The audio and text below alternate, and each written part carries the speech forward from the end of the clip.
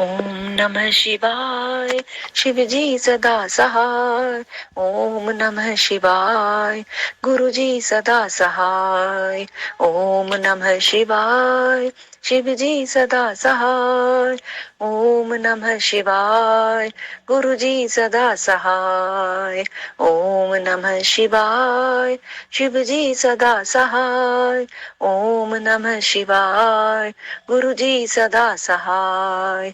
ओम नमः शिवाय। शिवजी सदा सहाय।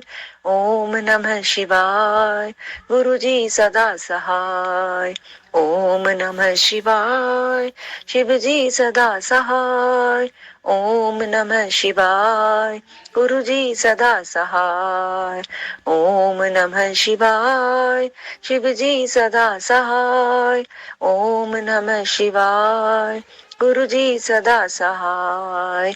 ओम नमः शिवाय। शिवजी सदा सहाय। ओम नमः शिवाय। गुरुजी सदा सहाय। जय गुरुजी। शुक्राना गुरुजी। अनंतम अनंतम शुक्राना गुरुजी। जय गुरु जी, शुक्राना गुरु जी। अब मंत्र जाप के साथ हम शिव पुराण का अध्याय पढ़ते हैं। ओम नमः शिवाय। शिवजी सदा सहाय। ओम नमः शिवाय। गुरुजी सदा सहाय। ओम नमः शिवाय। शिवजी सदा सहाय। ओम नमः शिवाय। गुरुजी सदा सहाय। चंचुला की प्रार्थना से ब्राह्मण का उसे पूरा शिव पुराण सुनाना और समयानुसार शरीर छोड़कर शिवलोक में जा चंचुला का पार्वती जी की सखी एवं सुखी होना। ब्राह्मण बोले, नारी, सौभाग्य की बात है कि भगवान शंकर की कृपा से शिव पुराण की इस वैराग्य कथा को सुनकर तुम्हें समय परिचित हो गया है। ब्राह्मण पत्नी, तुम डरो मत, भगवान शिव की शरण में जाओ। शिव की कृपा से सारा पाप तत्काल नष्ट हो जाता है। मैं तुमसे भगवान शिव की कार्तिक कथा से युक्त उस परम वस्तु का वर्णन करूंगा जिससे तुम्हें सदा सुख देने वाली उत्तम गति प्राप्त होगी। शिव की उत्तम कथा सुनने से ही तुम्हारी बुद्धि इस तरह पश्चाताप से युक्त एवं शुद्ध हो गई है। साथ ही तुम्हारे मन में विषयों के प्रति वैराग्य हो गया है। पश्चाताप ही पाप करने वाले पापियों के लिए सबसे बड़ा प्रायश्चित है। सत्पुरुषों ने सबके लिए प्रायश्चित पश्चाताप को ही समस्त पापों का शोधक बताया है। पश्चाताप से ही पापों की शुद्धि होती है। जो पश्चाताप करता है वही वास्तव में पापों का प्रायश्चित करता है, क्योंकि सत्पुरुषों ने समस्त पापों की शुद्धि के लिए जैसे प्रायश्चित का उपदेश किया है वह सब पश्चाताप से संपन्न हो जाता है। जो पुरुष विधि पूर्वक प्रायश्चित करके निर्भय हो जाता है पर अपने कुकर्म के लिए पश्चाताप नहीं करता, उसे प्राय उत्तम गति नहीं प्राप्त होती।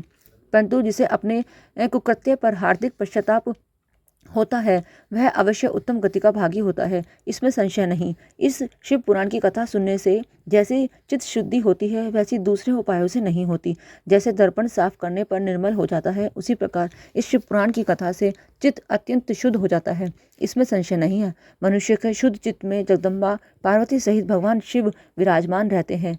इससे वह विशुद्ध आत्मा पुरुष श्री सांब सदाशिव के पद को प्राप्त होता है। इस उत्तम कथा का श्रवण समस्त मनुष्य के लिए कल्याण का बीज है।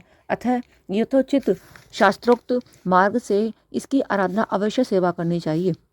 यह भव बंधन रूपी रोग नाशक करने वाली है। भगवान शिव की कथा को सुनकर फिर अपने हृदय में उसका मनन एवं निधि ध्यासन करना चाहिए। इससे पूर्णतः चित्त शुद्धि हो जाती है।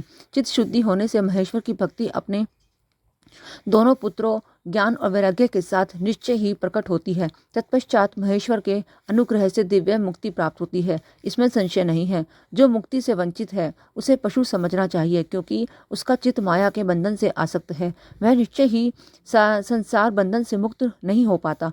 ब्राह्मण पत्नी, इसलिए तुम विषयों से मन को हटा लो और भक्ति भाव से भगवान शंकर की इस परम पावन कथा को सुनो। परमात्मा शंकर की इस कथा को सुनने से ही तुम्हारे चित्त की शुद्धि होगी और इससे तुम्हें मोक्ष की प्राप्ति हो जाएगी। जो निर्मल चित्त से भगवान शिव के चरणार बिंदों का चिंतन करता है उसकी एक ही जन्मों में मुक्ति हो जाती है। यह मैं तुमसे सत्य कहता हूँ। सूजी कहते हैं, शौनक, इतना कहकर वे श्रेष्ठ शिव भक्त ब्राह्मण चुप हो गए। उनका हृदय करुणा से आर्द्र हो गया। वे शुद्ध चित्त महात्मा भगवान शिव के ध्यान में मग्न हो गए। तदंतर बिंदुक की पत्नी चंचुला मन ही मन प्रसन्न हो उठी। ब्राह्मण का उपदेश सुनकर उसके नेत्रों में आनंद के आंसू छलक आए थे। वह ब्राह्मण पत्नी चंचुला हर्ष भरे हृदय से उन श्रेष्ठ ब्राह्मणों के दोनों चरणों में गिर पड़ी और हाथ जोड़कर बोली, मैं कृतार्थ हो गई। तत्पश्चात उठकर वैराग्य युक्त उत्तम बुद्धि वाली वह स्त्री जो अपने पापों के कारण आतंकित थी, उन महान शिव भक्त ब्राह्मण से हाथ जोड़कर गदगद वाणी में बोली। चंचुला ने कहा, ब्राह्मण, शिव भक्तों में श्रेष्ठ स्वामिन आप धन्य हैं, परमार्थदर्शी हैं और सदा परोपकार में लगे रहते हैं, इसलिए श्रेष्ठ साधु पुरुषों में प्रशंसा के योग्य है। साधु, मैं नरक के समुद्र में गिर रही हूँ, आप मेरा उद्धार कीजिए। पौराणिक अर्थ तत्व से संपन्न जिस सुंदर शिव पुराण की कथा को सुनकर मेरे मन में संपूर्ण विषयों से वैराग्य उत्पन्न हो गया, उसी इस शिव पुराण को सुनने के लिए इस समय मेरे मन में बड़ी श्रद्धा हो रही है। सूजी कहते हैं, ऐसा कहकर हाथ जोड़कर उनका अनुग्रह पाकर चंचुला उस शिव पुराण की कथा को सुनने की इच्छा मन में लिए उन ब्राह्मण देवता की सेवा में तत्पर हो वहाँ रहने लगी। तदंतर शिव भक्तों में श्रेष्ठ और शुद्ध बुद्धि वाले उन ब्राह्मण देव ने उसी स्थान पर उस स्त्री को शिव पुराण की उत्तम कथा सुनाई।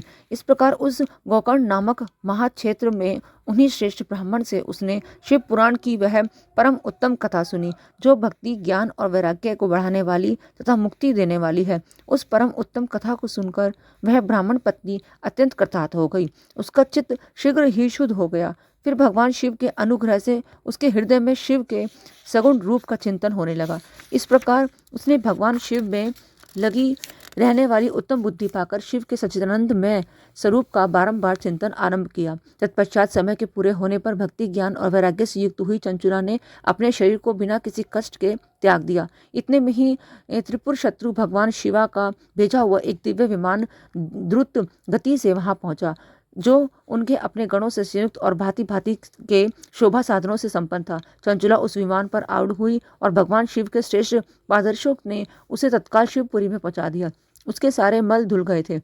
वह दिव्य रूपधारिणी दिव्यांगना हो गई थी। उसके दिव्य अवयव उसकी शोभा बढ़ाते थे। मस्तक पर अर्धचंद्र का मुकुट धारण किए वह गौरांगी देवी शोभाशाली दिव्य आभूषणों से विभूषित थी। शिवपुरी में पहुंचकर उसने सनातन देवता त्रिनेत्रधारी महादेव जी को देखा। सभी मुख्य देवता उनकी सेवा में खड़े थे। गणेश, भृंगी, नंदीश्वर तथा वीरभद्रेश्वर आदि उनकी सेवा में उत्तम भक्ति भाव से उपस्थित थे। उनकी अंग कांति करोड़ों सूर्यों के समान प्रकाशित हो रही थी। कंठ में नील चिन्ह शोभा पाता था। 5 मुख और प्रत्येक मुख में 3-3 नेत्र थे। मस्तक पर अर्धचंद्राकार मुकुट शोभा देता था।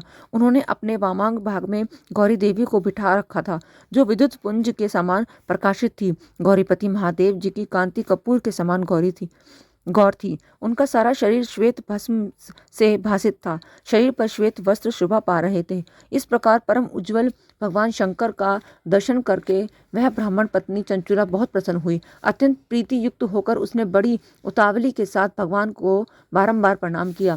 फिर हाथ जोड़कर वह बड़े प्रेम, आनंद और संतोष से युक्त हो विनीत भाव से खड़ी हो गई।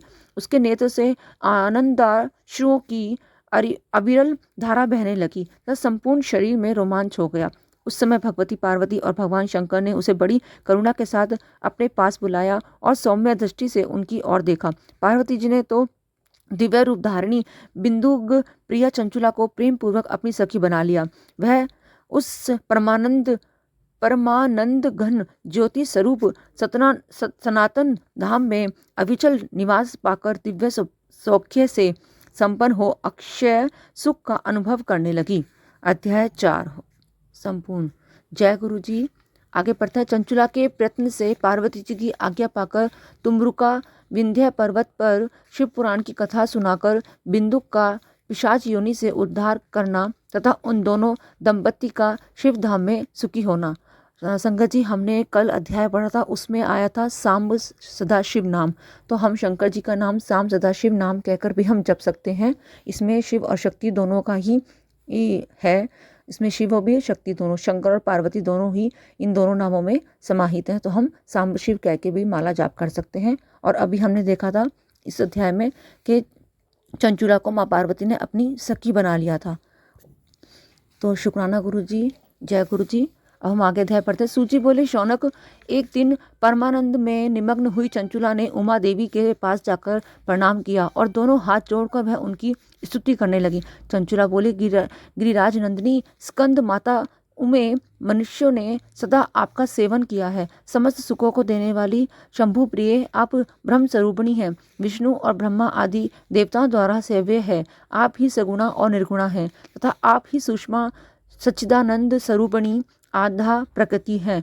आप ही संसार की सृष्टि, पालन और संहार करने वाली हैं। तीनों गुणों का आश्रय भी आप ही हैं। ब्रह्मा, विष्णु और महेश्वर इन तीनों देवताओं का आवास स्थान तथा उनकी उत्तम प्रतिष्ठा करने वाली पराशक्ति आप ही हैं। सूत जी कहते हैं, शौनक जिसे सदगति प्राप्त हो चुकी थी वह चंचुला इस प्रकार महेश्वर पत्नी उमा की स्तुति करके सिर झुकाए चुप हो गई। उसके नेत्रों में प्रेम के आंसू उमड़ रहे थे। तब करुणा से भरी हुई शंकर प्रिया भक्त वत्सला पार्वती देवी ने चंचुला को संबोधित करके बड़े प्रेम से इस प्रकार कहा। पार्वती बोली, सखी चंचुले सुंदरी, मैं तुम्हारी की हुई इस स्तुति से बहुत प्रसन्न हूँ। बोलो, क्या वर मांगती हो? तुम्हारे लिए मुझे कुछ भी अदेह नहीं है। चंचुला बोली, निष्पाप गिरिराज कुमारी, मेरे पति बिंदुक इस समय कहाँ हैं? उनकी कैसी गति हुई है यह मैं नहीं जानती। कल्याणमयी दीन वत्सले, मैं अपने उन पतिदेव से जिस प्रकार संयुक्त हो सकूं वैसी ही उपाय कीजिए। महेश्वरी महादेवी, मेरे पति एक शूद्र जातीय वैश्य के प्रति आसक्त थे और पाप में ही डूबे रहते थे। उनकी मृत्यु मुझसे पहले ही हो गई थी। न जाने वे किस गति को प्राप्त हुए। गिरिजा बोली, बेटी, तुम्हारा बिंदुक नाम वाला पति बड़ा पापी था। उसका अंतःकरण बड़ा ही दूषित था।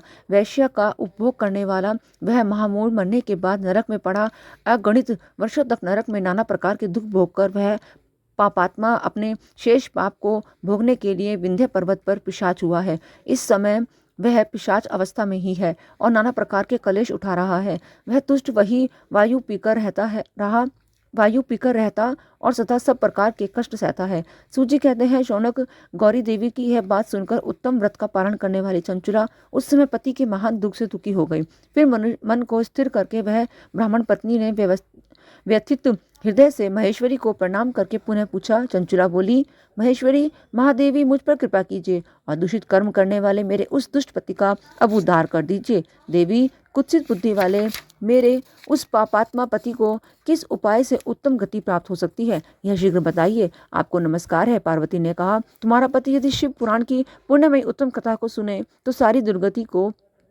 पार करके वह उत्तम गति का भागी हो सकता है। अमृत के समान मधुर अक्षरों से युक्त गौरी देवी का यह वचन आदर पूर्वक सुनकर चंचुला ने हाथ जोड़कर मस्तक झुकाकर उन्हें बारंबार प्रणाम किया और अपने पति के समस्त पापों की शुद्धि तथा उत्तम गति की प्राप्ति के लिए पार्वती देवी से यह प्रार्थना की कि मेरे पति को शिव पुराण सुनाने की व्यवस्था होनी चाहिए।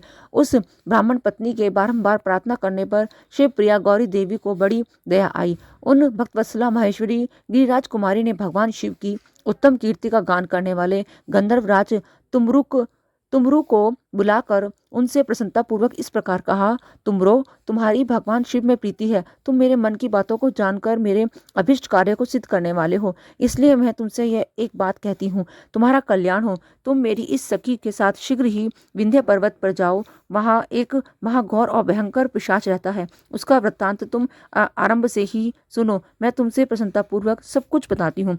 पूर्व जन्म में वह पिशाच बिंदुक नामक ब्राह्मण था। मेरी इस सखी चंचुला का पति था, परंतु वह दुष्ट वैश्यगामी हो गया। स्नान, संध्या आदि नित्य कर्म छोड़कर अपवित्र रहने लगा। क्रोध के कारण उसकी बुद्धि पर मूढ़ता छा गई है। वह कर्तव्य का विवेक नहीं कर पाता था। अभक्षण, सज्जनों से द्वेष और दूषित वस्तुओं का दान लेना, यही उसका स्वाभाविक कर्म बन गया था। वह अस्त्र शस्त्र लेकर हिंसा करता, बाएं हाथ से खाता, दीनों को सताता और क्रूरतापूर्वक पराये घरों में आग लगा देता था। चंडालों से प्रेम करता और प्रतिदिन वैश्य के संपर्क में रहता था। बड़ा दुष्ट था। वह पापी अपनी पत्नी का परित्याग करके दुष्टों के संग में ही आनंद मनाता था। वह मृत्यु पर्यंत दुराचार में ही फंसा रहा। फिर अंतकाल आने पर उसकी मृत्यु हो गई। वह पापियों के भोगस्था घोर यमपुर में गया और वहां बहुत से नरकों का उपभोग करके वह दुष्ट आत्मा जीव इस समय विंध्य पर्वत पर पिशाच बना हुआ है। वहीं वह दुष्ट पिशाच अपने पापों का फल भोग रहा है। तुम उसके आगे यत्न पूर्वक शिव पुराण की इस दिव्य कथा का प्रवचन करो, जो परम पुण्यमयी तथा समस्त पापों का नाश करने वाली है। शिव पुराण की कथा का श्रवण सबसे उत्कृष्ट पुण्य कर्म है। उससे उसका हृदय शीघ्र ही समस्त पापों से शुद्ध हो जाएगा और वह प्रेत योनि का परित्याग कर देगा। उस दुर्गति से मुक्त होने पर बिंदुक नामक पिशाच हो मेरी आज्ञा से विमान पर बैठकर तुम भगवान शिव के समीप ले आओ। सूची कहते हैं, शौनक महेश्वरी उमा के इस प्रकार आदेश देने पर गंधर्वराज तुमरू मन ही मन बड़े प्रसन्न हुए। उन्होंने अपनी भाग्य की सराहना की। तत्पश्चात उस पिशाच की सती साध्वी पत्नी चंचुला के साथ विमान पर बैठकर नारद के प्रिय मित्र तुमरू वेग पूर्वक विंध्याचल पर्वत पर गए, जहाँ वह पिशाच रहता था। वहाँ उन्होंने उस पिशाच को देखा। उसका शरीर विशाल था, ठोड़ी बहुत बड़ी थी। वह कभी हंसता, कभी रोता और कभी उछलता था। उसकी आकृति बड़ी विकराल थी। भगवान शिव की उत्तम कीर्ति का गान करने वाले महाबली तुमरू ने उस अत्यंत भयंकर पिशाच को पाशों द्वारा बांध लिया। तदनंतर तुमरू ने शिव पुराण की कथा बांचने का निश्चय करके महोत्सव युक्त स्थान और मंडप आदि की रचना की। इतने में ही संपूर्ण लोकों में बड़े वेग से यह प्रचार हो गया कि देवी पार्वती की आज्ञा से एक पिशाच का उद्धार करने के उद्देश्य से शिव पुराण की उत्तम कथा सुनने के लिए तुमरू विंध्य पर्वत पर गए हैं। फिर तो उस कथा को सुनने के लोभ से बहुत से देव ऋषि ही शीघ्र ही वहां जा पहुंचे। आदरपूर्वक शिव पुराण सुनने के लिए आए हुए लोगों का उस पर्वत पर बड़ा अद्भुत और कल्याणकारी समाज जुट गया। फिर तुमरुक ने उस पिशाच को पापों से बांधकर आसन पर बिठाया और हाथ में वीणा लेकर गौरीपति की कथा का गान आरंभ किया। पहली अर्थात विंध्येश्वर संहिता से लेकर 7वीं वायु संहिता तक महात्म्य सहित शिव पुराण की कथा का उन्होंने स्पष्ट वर्णन किया। सातों संहिताओं सहित शिव पुराण का आदरपूर्वक श्रवण करके वे सभी श्रोता पूर्णतः कृतार्थ हो गए। उस परम पुण्य में शिव पुराण को सुनकर उस पिशाच ने अपने सारे पापों को धोकर उस पौशाचिक शरीर को त्याग दिया। फिर तो शीघ्र ही उसका रूप दिव्य हो गया। अंग कांति गौरवर्ण की हो गई। शरीर पर श्वेत वस्त्र तथा सब प्रकार के पुरुषोचित आभूषण उसके अंगों को उद्भासित करने लगे। वह त्रिनेत्रधारी चंद्रशेखर रूप हो गया। इस प्रकार दिव्य देहधारी होकर श्रीमान बिंदुक अपनी प्राण वल्लभा चंचुला के साथ स्वयं भी पार्वती वल्लभ भगवान शिव का गुणगान करने लगा। उसकी स्त्री को इस प्रकार दिव्य रूप से शोभित देख वे सभी देवऋषि बड़े विस्मय हुए। उनका चित्त परमानंद से परिपूर्ण हो गया। भगवान महेश्वर का वह अद्भुत चरित्र सुनकर वे सभी श्रोता परम कृतार्थ हो प्रेम पूर्वक श्री शिव का यशोगान करते हुए अपने अपने धाम को चले गए। दिव्य रूपधारी श्रीमान बिंदुक भी सुंदर विमान पर अपनी प्रियतमा के पास बैठकर सुखपूर्वक आकाश में स्थित हो बड़ी शोभा पाने लगा। तदंतर महेश्वर के सुंदर एवं मनोहर गुणों का गान करता हुआ वह अपनी प्रियतमा तथा तुमरू के साथ शीघ्र ही शिव धाम में जा पहुंचा। वहां भगवान महेश्वर तथा पार्वती देवी ने प्रसन्नतापूर्वक बिंदु का बड़ा सत्कार किया और उसे अपना पार्षद बना लिया। उसकी पत्नी चंचुला पार्वती जी की सखी हो गई। उस घनीभूत ज्योति स्वरूप परमानंद में सनातन धाम में अविचल निवास पाकर वे दोनों दंपति परम सुखी हो गए। अध्याय 5 विराम। जय गुरु जी, शुक्राना गुरु जी। संगत जी देखो, जैसे इसमें बताया कि उनके पति का उद्धार शिव पुराण पढ़ने से ही हुआ है। तो संगत जी, जैसे हम शिवलिंग कहते हैं ना, शंकर भोलेनाथ के जब सभा लगती है तो सभी देवी देवता, सभी पितर, सभी जो भी कोई है, सब शंकर भोलेनाथ की सभा में आकर बैठते हैं। तो जब हम शिवलिंग पर जब जल चढ़ाते हैं तो हमारा जल सब तक पहुंचता है। तो इसीलिए शिव पुराण पढ़ने से जो भी हमारे पितर हैं, हम हैं, हमारे घर का वातावरण है, जो भी कुछ है वो सब कुछ ठीक होता है। तो शिव पुराण जरूर पढ़नी चाहिए। हम गुरु जी का आशीर्वाद लेते हैं और शिवलिंग कहते हैं, शिवलिंग पे जल चढ़ाने से हमारे सबका उद्धार होता है। तो जय गुरु जी, शुक्राना गुरु।